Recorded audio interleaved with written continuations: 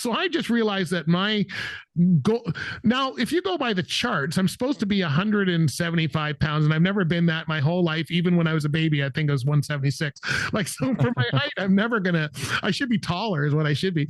But I've realized that, you know what, I'm not going to be that perfect chart where everybody says you should be. But here's where I always feel good. Here's where my doctor's happy with my blood work and all that stuff, is in that 240 to 250. So if I can be around 240, that's 20 pounds less than where I normally sit. And I'm actually feeling better and looking better and all of that. So sometimes it's not getting too far a goal, as opposed, we all want to be 150 pounds, but it's not going to happen. Right. So Yeah. how do you goal set for somebody who's been overweight for a long time? Because, we all want to get on a program and go, okay, 6 weeks out, I'm going to be at my goal weight. And we go, well, it took 40 years of putting this on. Exactly. Right. So what kind of things do you have to do to get the goal set? So is it just little goals every week, or what do you give us a tip there? Yeah. Yeah. Well, I mean, I guess the first thing is, if a driver comes to us telling us they want to hit a certain weight, we know it can be done. It may seem a bit unrealistic based on their past and how long they've been overweight. But like, for instance, we had a OTR driver named Chris. He got under 200 pounds for the first time since 1995, and, made a post in our Facebook group about that. So I don't want to say it's not possible, to get down to a certain weight that you haven't been in a couple decades, but obviously being realistic about it is the best approach to take, and not trying to bite the, entire bullet at once. So if a driver has 200 pounds to lose, we tell them up front, we like to see on average 1 to 3 pounds of a loss per week. If you lose any faster, it's most likely not going to be sustainable. But we like to break up their goals in chunks and focus on the first 10 or first 20 pounds. And then once the driver gets there, to your point about how you feel and noticing how your body is at a certain weight, we will get our drivers to kind of reassess how they feel from an appetite standpoint, from a lifestyle standpoint, because in order to reach a more aggressive goal, there may have to be certain lifestyle changes that you make that you don't want to make. Right. So we like to take it, one step at a time, and break up things in increments, so that's how we typically do it.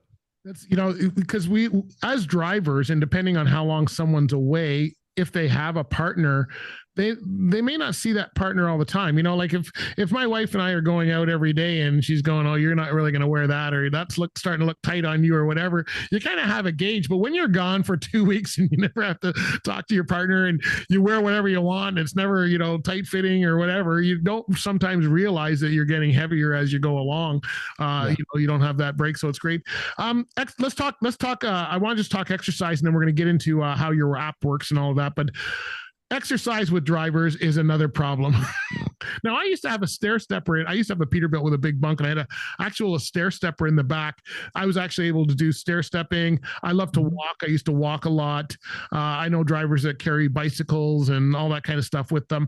But it can be challenging. If you work for a good company, you can probably do that. But there's some companies where you can't, or, so what kind of things? I know I've seen a lot of drivers exercising in parking lots of truck stops.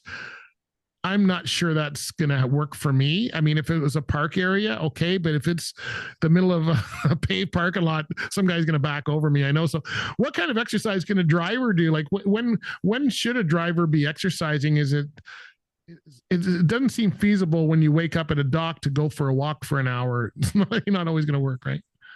Right. So I'd say my answer is it depends. It depends on a lot of things, such as where the driver's starting out from, what their preferences are, because to your point, we have drivers that they don't want to get out in a nasty truck lot and do push-ups on the ground, right? Some of them want to stick to walking.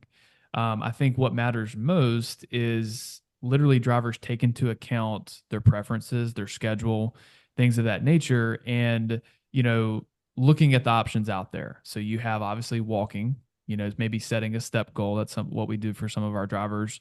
There are exercises or stretches that can be done in the cab without even stepping a foot outside.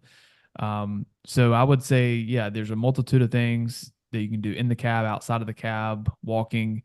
But the biggest thing I would recommend once a driver identifies what they want to do is starting with something realistic. Like we have a plethora of drivers just doing maybe 2 to 3 exercise days per week for 20 minutes. And that's a huge win for them because prior to starting with us, they weren't active consistently for multiple years, you know? So getting them to like first base per se is a huge win and will help them start feeling better. And we try to disassociate weight loss from exercise, even though it can help. We get our drivers to exercise simply to feel better mentally, physically, because all the drivers that we come across, they're in aches and pains. They're having aches and pains, their joints are not feeling the best. And that's how we like to approach weight loss.